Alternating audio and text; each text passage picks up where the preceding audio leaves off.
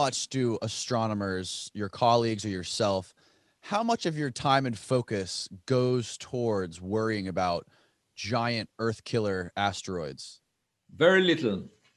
Um, there is a relatively small community of astronomers that focus on objects within the solar system, and then out of that community, a small fraction worries about near-Earth asteroids. So it's mainly an observational effort to identify individual objects that may come close to Earth, because we can forecast their orbits using the law of gravity. And it's sort of a practical matter to monitor and figure out which objects might come close, monitor the sky. And we can see objects based on their reflected sunlight. So the bigger the object is, the easier it is for us to identify it at a greater distance. And it also depends, of course, on the telescope size and the amount of light that you can collect within the telescope diameter.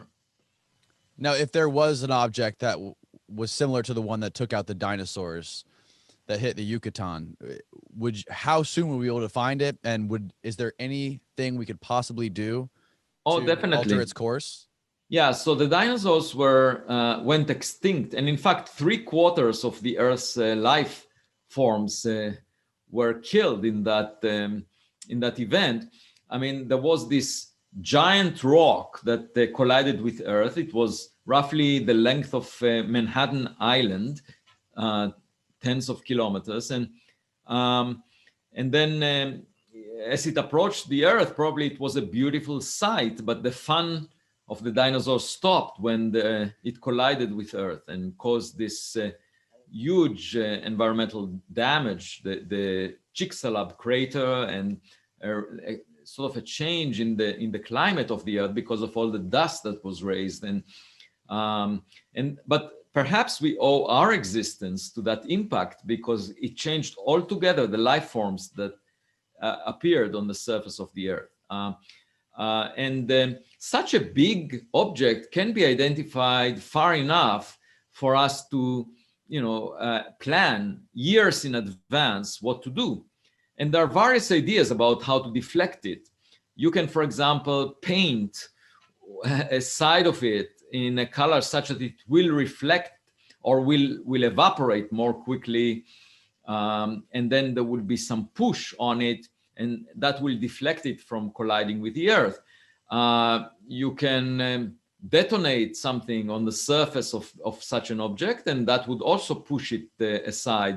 You can shine a laser beam on one side of the object and achieve the same goal. There are all kinds of, you can also shepherd it gravitationally with a spacecraft.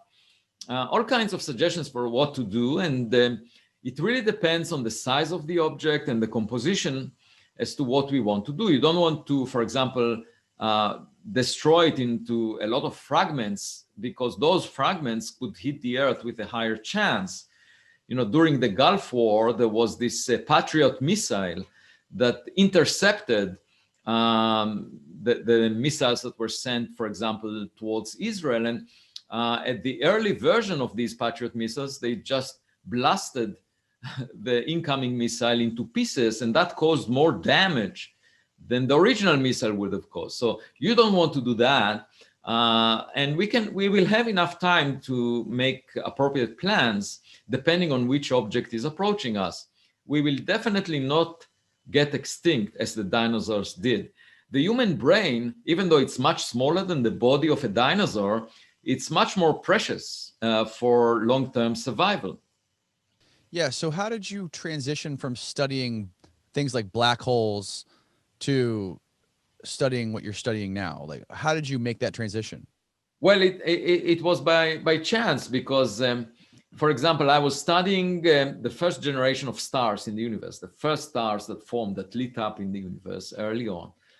And those stars had an impact on their environment. They basically broke the hydrogen atoms around them into their constituent electrons and protons. And then if you want to see the scars left by the first stars on their environment, you want to image the hydrogen around them. And hydrogen emits faint radio waves, and therefore I worked on a frontier that talks about, tries to map the hydrogen in the early universe. And for that purpose, you need to develop radio observatories. Observatories are sensitive at radio frequencies of around 100 to 200 megahertz. And it so happens that these radio observatories operate at exactly the same frequency band as FM radio stations and TV stations. And one concern was that there would be interference from TV and radio stations on Earth. But then it occurred to me that the same observatories could, in principle, eavesdrop on another civilization, on a planet around another star that transmits those radio waves. And so I wrote a paper about it. That was my first encounter with the search for technological signatures. Then I visited Abu Dhabi for the inauguration of a new campus for NYU. That was around 2012 or so. And the tour guide, when we went around, the tour guide was bragging that the city lights there are visible from the moon. They're so bright. And so that gave me the idea of checking how far can you see a city with the Hubble Space Telescope, for example. And we found with Ed Turner, a collaborator of mine, that in principle, the Hubble Space Telescope can see a city like Tokyo on Pluto, the edge of the solar system of planets. And that was an interesting idea, that you can look for artificial lights as a signature of another civilization. And you can identify these artificial lights not as reflected sunlight by the way the source dims as it changes its distance from us. So that was my second paper. And then the third one on this subject was when astronomers talked about searching for biological signatures in the atmospheres of planets. And then it occurred to me that if you look for industrial pollution, that would imply there is an industrial civilization there. And so I wrote a paper about that. And so gradually it drifted in this direction. That was 2015. And then over the past few years, especially because of Oumuamua, I published a lot on this subject. And in about half a year, I will have a textbook out of more than 1,000 pages with my former postdoc, Manas Villingam, that lays the foundation for future studies on this subject of the search for both primitive and intelligent life.